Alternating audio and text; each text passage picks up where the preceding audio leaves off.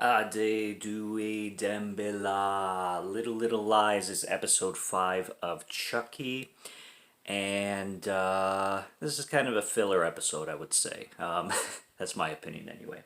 Not bad though. It was pretty good. And again, my favorite part of the episode obviously is the reveal of some of the returning cast, including Jennifer Tilly and Fiona Dourif, and they do a good job introducing them in kind of a well, a very funny way, I should say.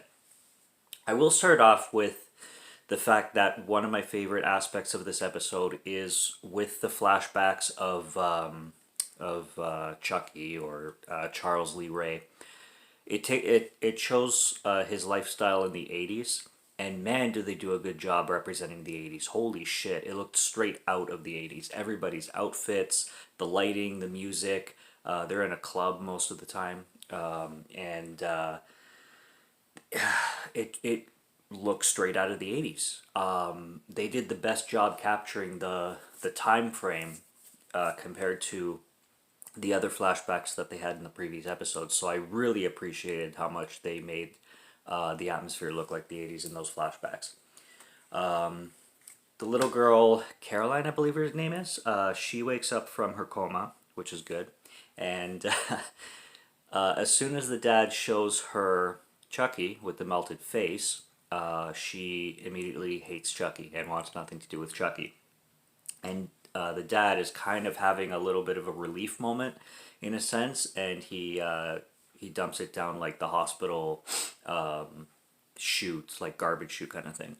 And Chucky ends up landing on a pile of used needles and loving the high. It's really disgusting because he has all these needles sticking out of him. It looks like that scene from Saw 2 where the girl has like needles sticking out of her body, except Chucky. And he's loving the high. He's all over it. He's like burying himself in the needles and like rolling around all over them. And he has more stuck to his body and he's like diving into them. It's so gross.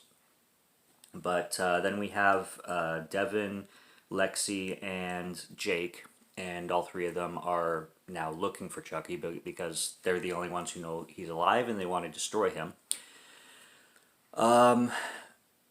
Lexi's mom really is not having any of Lexi. She wants. It's not that she wants nothing to do with her, but she has no patience for Lexi. Like I said in the last review, Lexi's getting a lot of karma, and she still is a lot, but at this point her mother's being quite rough on her because like she'll literally tell her to get out of her face and like put her down every moment she gets, which again Lexi has never been the most liked character. I mean she's done a lot of bad shit, so but at this point you're kind of seeing that the mother is just really ruthless when it comes to Lexi. But yeah, the Caroline's father also ends up getting another doll, Tommy, from the internet with a fresh face because he wanted to, surprise his daughter. And this doll, his name is Tommy. So we're starting to get into multiple doll territory right now, which I find cool. When it comes to the backstory of Charles Lee Ray as well, I wasn't all for it at first, but I kind of do appreciate and find it a little bit funny and a bit of a throwback on how they show him meeting Tiffany. And I like when she's like, "You should be Chucky," and he's like, "You should be blonde," because she was a redhead originally when he met her. And I like how they use Brad Dourif's and Jennifer Tilly's voiceovers over these new actors that are playing Charles Lee Ray and Tiffany, as in the '80s, but they use the actual actors' voiceovers over their voices. So I found that pretty cool. The entire scene with Jennifer Tilly and Fiona Dourif as Charles Lee Ray now, or Nika is her name, but possessed by by Charles Lee Ray's soul.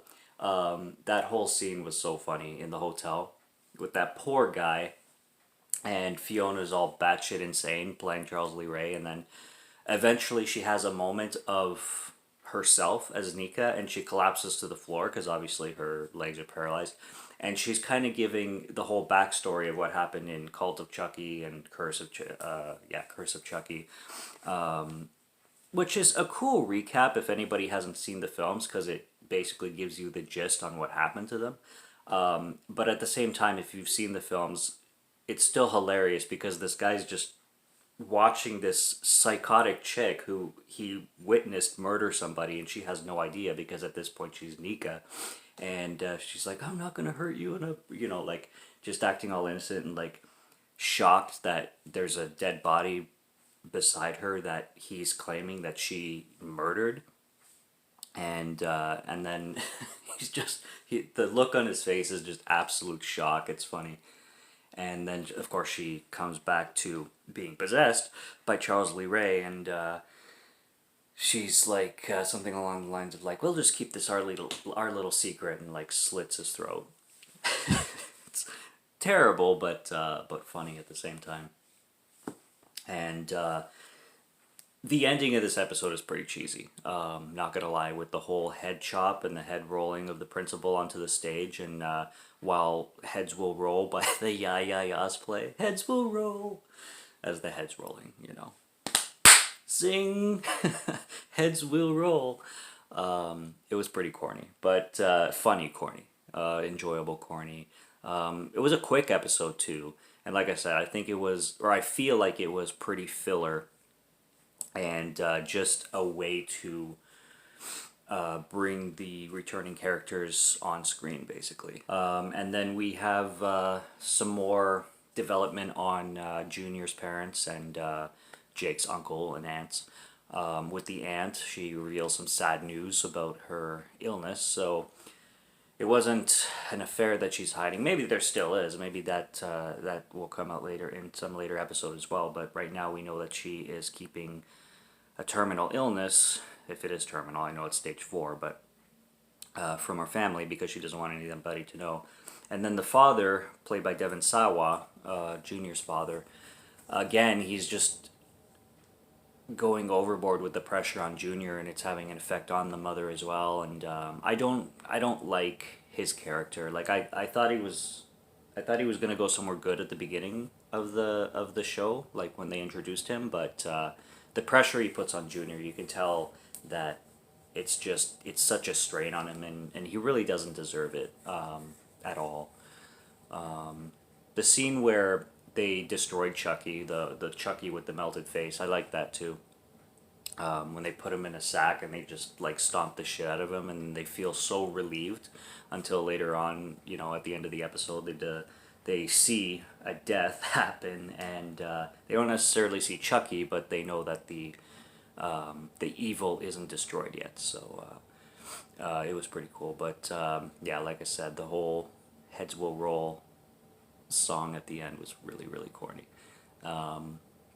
I wonder how many Chuckies they're going to be bringing into this whole series, and I really want to see how much more they're going to play around with Jennifer Tilly and Fiona Dorff as Nika and Tiffany. I think she's playing Tiffany. I really have to rewatch Cult to refresh my memory on, because I know Nika is Charles Lee Ray, but I don't know if Tiffany's Tiffany or she's playing Jennifer Tilly as Jennifer Tilly. I'm a little confused on that one, but it's going good so far, and although this one felt more like a filler episode, I'm sure next one is going to pile on a lot of reveals and a lot of answers and stuff like that. And once again, my biggest props goes to the flashbacks, where they really make the atmosphere feel very, very 80s like. I think they did a really good job on that aspect of this episode. So that's episode 5. In Canada, we're getting episodes 1 week late, so I know a lot of people have already watched 6 tonight, but I just watched 5 for the first time because that's the latest episode that was released on Showtime in Canada, because I'm Canadian, and I guess that's just how it works over here. But regardless, subscribe to Morgan Film Fan if you like to listen to my voice, or if you like my film reviews. I will be continuing this entire series, as well as the Dexter series, as well as many more reviews to come, and there's already plenty on the channel, so check them out. And until next time, have a great night, and cheers.